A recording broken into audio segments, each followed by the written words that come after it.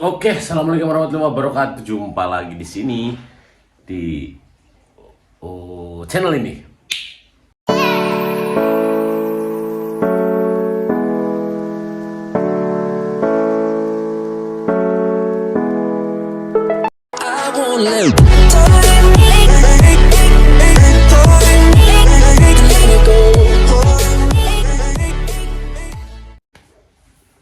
Oke, seperti janjiku kemarin ya, janji saya kemarin, kita akan membahas tahapan-tahapan dari nol besar sampai kalian jadi pegawai KAI. Coba di sini kita akan menekankan di posisi masinis ya. Meskipun di posisi lain pun nanti akan kita spill-spill, akan kita senggol-senggol.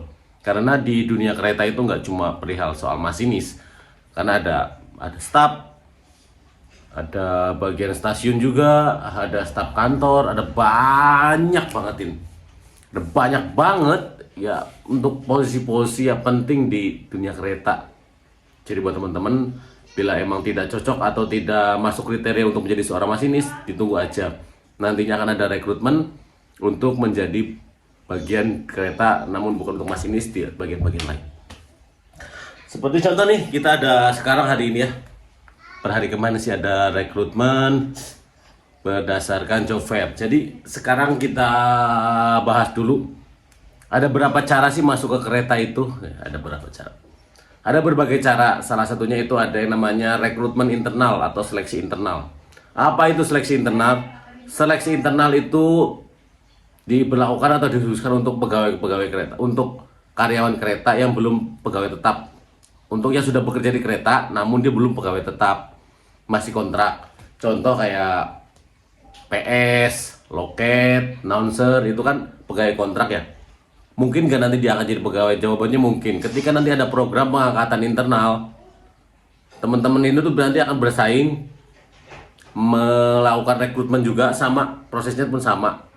Nanti ada wawancara, kesehatan awal, wawancara, psikotes, kesehatan akhir, ada sama, prosedurnya sama. Cuma ini dikhususkan untuk teman-teman yang sudah bekerja di kereta.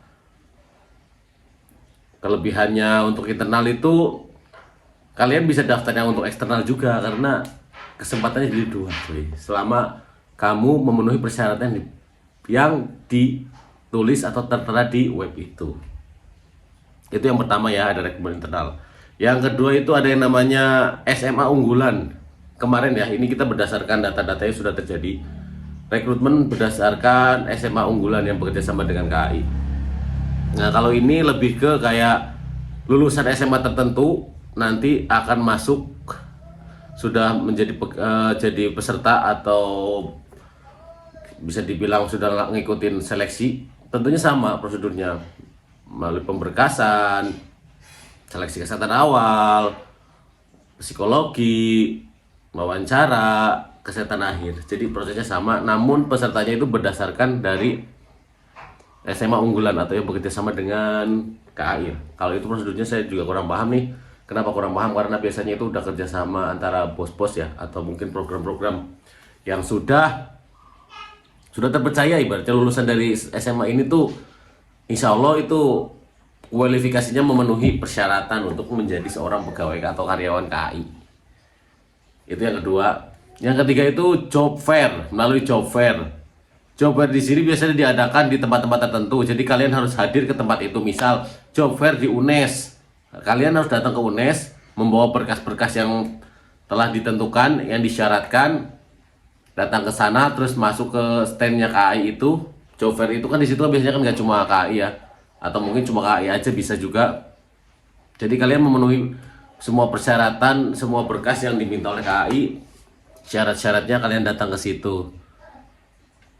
Job fair ini biasanya diadakan di beberapa tempat. Nih contoh, sebagai contoh sekarang tuh ada yang namanya lagi rekrutmen eksternal tingkat SLTA D3 bersumber dari job fair di Fre 4 Tanjung Karang dan job fair di Fre 3 Palembang.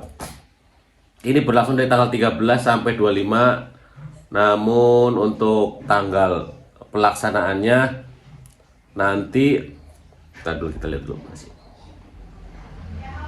Tanggal 20 sampai 22 September. Jadi cuma 3 hari ya. 20, 21, 22. Waktunya sejam 9 sampai jam 5 sore. Nah, job fair ini kalian tentunya nanti akan diinformasikan syarat-syarat apa aja yang harus dilakukan. Sebagai contoh, ini ada di Tanjung Karang ya. Syarat-syaratnya, kriteria pelamar itu WNI, warga negara Indonesia tentunya.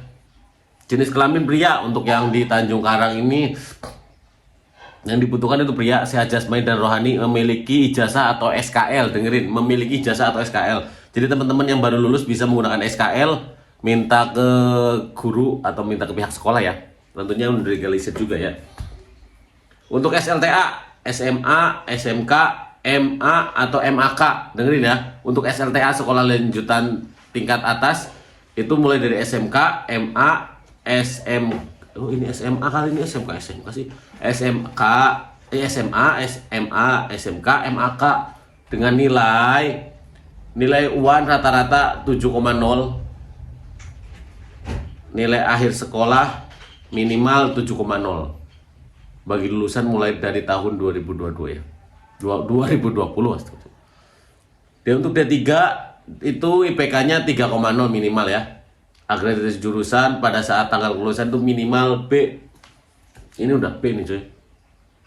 Usia pelamar, dengerin nih, usia pelamar untuk per 1 September untuk tingkat SLTA itu 18 minimal, maksimal 25. Jadi ada batasan-batasannya ya Kak, buat teman-teman yang nanti nanya, Kak, kalau saya 1 September udah 26 gimana Kak ya? Tentunya gagal, karena di sini per 1 September itu maksimal 25, minimal 18 per 1 September ya, paham ya.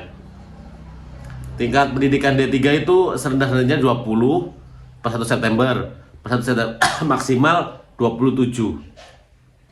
Memiliki tinggi badan minimal 160 cm dengan berat badan ideal. Nah, di sini perlu ditekankan, berat badan ideal itu berdasarkan BMI. Kalau BMI aman, menurut pengalaman yang saya dapatkan ya dari beberapa rekrutmen, itu BMI aman itu 18 sampai 22,5 itu aman. Meskipun sampai 24 sebenarnya masih batas aman. Cuma kita mencari sedikit ke arah sempurna ya. 18 sampai 22,5 itu aman menurut saya. Berkelakuan baik, tidak bertato dan tidak bertindik ya. Buat teman-teman, jangan bertato, jangan bertindik. Aduh, gatel nih rambut gue.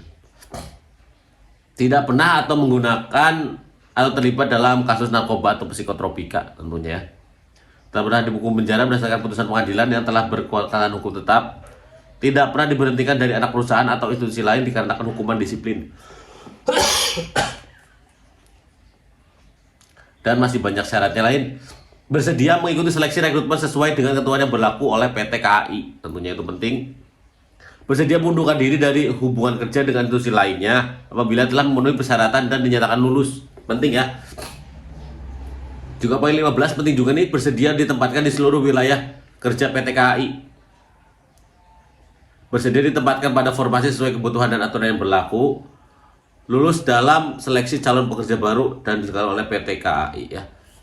Di sini udah ada syarat-syaratnya, kriteria pelamar, ketentuan khusus pelamar di sini tidak sedang mengikuti program rekrutmen eksternal tingkat FTA. Ya, jadi buat teman-teman yang kemarin sudah merasa mengikuti di 2022 meskipun gagal, itu nggak bisa. Jadi, tidak sedang mengikuti program rekrutmen eksternal tingkat SLTA D3 dan S1 tahun 2022, termasuk yang sudah dinyatakan tidak lulus pada tahap seleksi. Jadi harus nunggu program yang kemarin seleksi itu beres dulu baru bisa daftar lagi ya. Prioritas penempatan untuk kebutuhan pekerja di wilayah Sumatera bagian selatan. Jadi di sini buat teman-teman, untuk yang ini prioritasnya itu adanya nanti di batas selatan ya.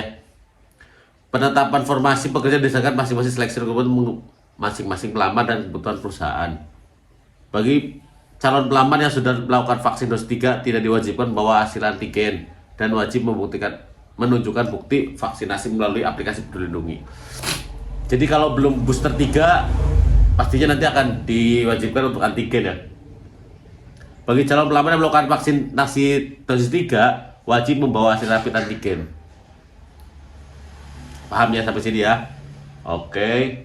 Bagi pelamar yang mendaftar menggunakan SKL, apabila dinyatakan lulus sampai akhir, wajib bawa dokumen ijazah asli saat penandatangan perjanjian dinas. Jadi wajib banget yang namanya bawa ya. Apabila tidak bawa nanti dianggap mengundurkan diri. Itu salah satu contoh rekrutmen berdasarkan job fair. Bisa berdasarkan job fair dimanapun. Terus yang ketiga itu berdasarkan seleksi umum. Apa itu seleksi umum, Kak? Atau seleksi eksternal ya? Yang sebelumnya, jadi KAI mengadakan seleksi per daop, bisa juga satu daop, bisa juga daop satu, bisa juga daop mana. Itu di-share di grup, di web resmi KAI. Jadi gak usah harus SMA pilihan, gak usah rekrutmen internal, gak usah job fair, tapi larinya ini yang umum ya untuk semuanya. Dan tahapan-tahapannya itu tahapan seleksi untuk apa namanya menjadi seorang pegawai KAI itu antara lain, pertama itu seleksi administrasi. Nah, pada saat seleksi administrasi buat teman-teman pastikan mengupload berkas-berkas menggunakan laptop atau komputer ya. Disarankan karena antisipasi ngeblank atau apalah itu ya. Jangan sampai kakak-kakak ini salah mengupload. Karena kalau salah mengupload bisa fatal karena di sini udah masuk dalam seleksi administrasi ya. Entah itu background foto, entah itu ukuran filenya ya. Entah itu jenis filenya JPEG atau PDF. Pastikan sebelum mengupload itu dibaca dulu, dipahami dulu apa yang dibutuhkan untuk seleksi administrasi ini.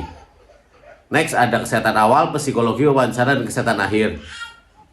Di situ nanti kita akan jelaskan berikutnya di video selanjutnya. Tetap semangat ya buat teman-teman. Jangan sampai Anda tertipu oleh oknum-oknum yang mengatasnamakan kereta yang dapat memberikanmu kemudahan-kemudahan untuk masuk kereta. Itu hoax. Oke, assalamualaikum. Next kita akan bahas kesehatan awal, psikologi, wawancara, dan kesehatan akhir. Assalamualaikum.